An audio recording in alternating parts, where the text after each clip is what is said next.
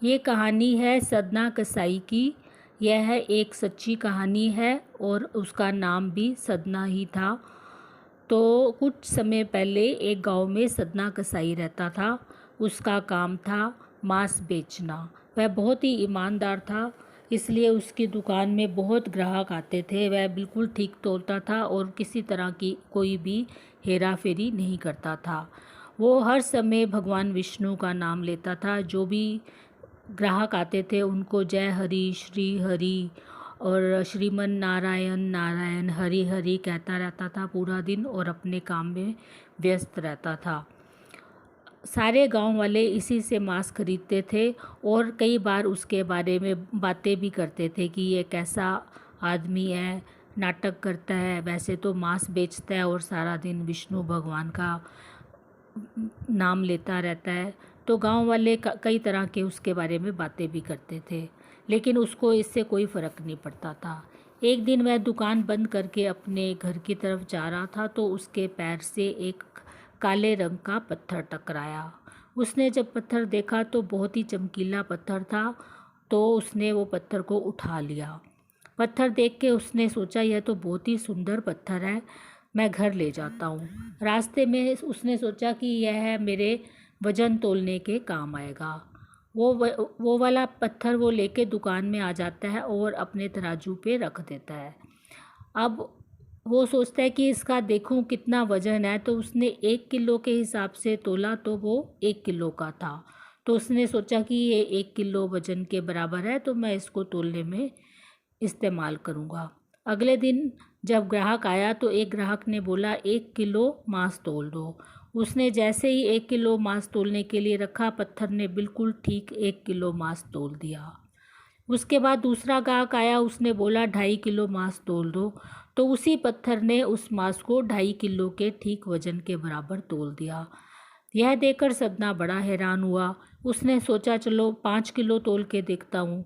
जब उसने उस पत्थर के आगे दूसरे पलड़े में मांस रखा तो वो पत्थर ने ठीक 5 किलो मांस तोल दिया। अब वो जितना वज़न चाहता था वो पत्थर उतना ही मांस बराबर तोल देता था, उसको वज़न चेंज करने की ज़रूरत नहीं पड़ती थी। धीरे धीरे यह बात गांव में आग की तरह फैल गई। सब लोग आपस में यही बातें करने लगे कि सदना के पास एक बहुत ही चमत्कारी पत्थर है।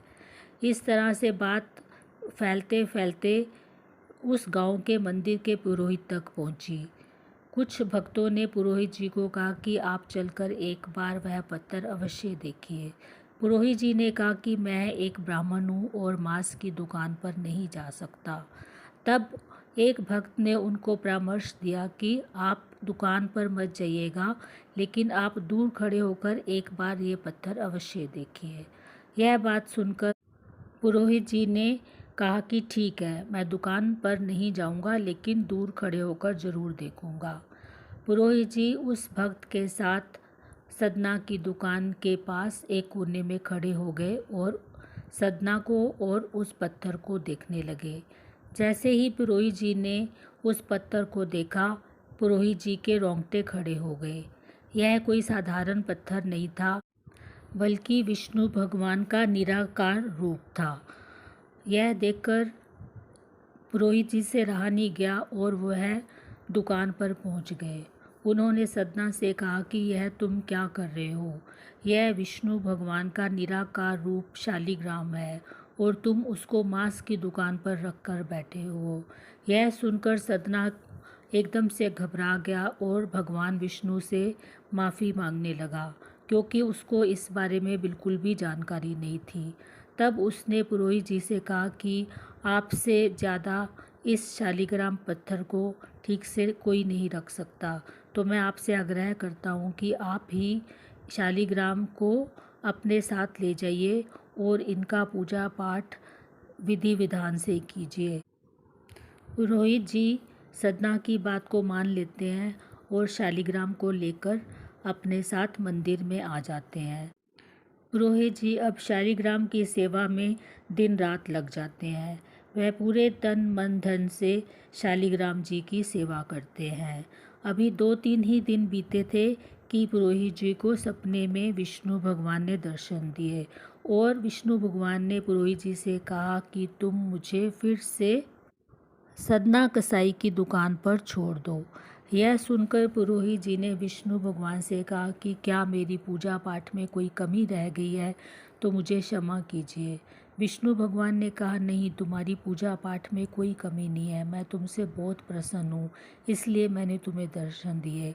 लेकिन सदना कसाई को पूजा पाठ करना बिल्कुल नहीं आता, किंतु वह दिन रात उठते बैठते सोते जागते चलते फिरते सिर्फ मेरा नाम लेता है और ऐसे भक्त मुझे बहुत प्रिय होते हैं।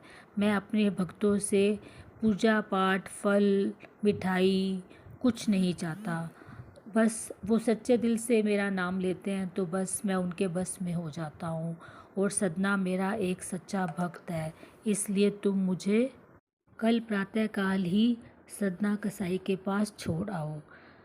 जो पुरोहित जी ने कहा, ठीक है, आप जैसा कहते हैं मैं ऐसा ही करूँगा।